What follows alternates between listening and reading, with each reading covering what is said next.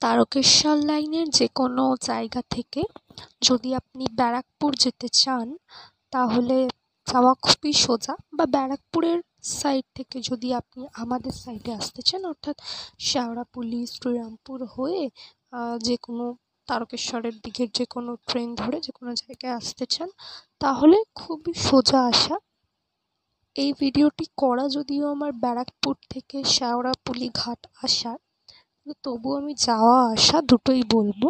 যদি আপনি যেতে চান তাহলে যে কোনো ট্রেনে এসে আপনাকে নামতে হবে শেওড়াফুলি বা শ্রীরামপুর। যদি শ্রীরামপুর দিয়ে যান তাহলে শ্রীরামপুর স্টেশনে নেমে যে কোনো টোটো অটোকে বললেই আপনাকে ধুবিঘাট নামিয়ে দেবে। 5 মিনিটের রাস্তা টোটোয়, আর হেঁটে 10 মিনিট।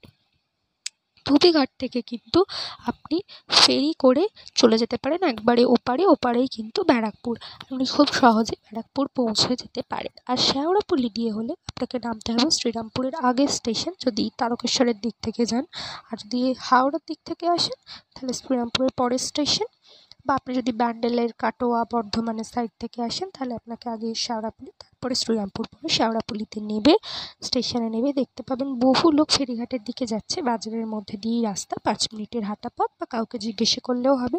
বহু মানুষ এই ফেরি পারাপার করেন। আপনাকে চলে আসতে হবে ফেরিঘাটে এবং সেখান থেকে 7 টাকা, বর্তমানে 7 টাকা ভাড়া আপনি কিন্তু লঞ্চে করে ওপারে ব্যারাকপুরে চলে যেতে পারেন।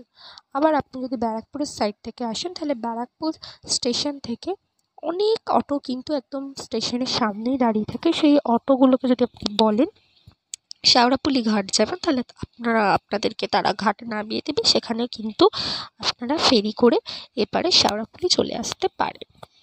শ্রীরামপুরের ক্ষেত্রেও তাই।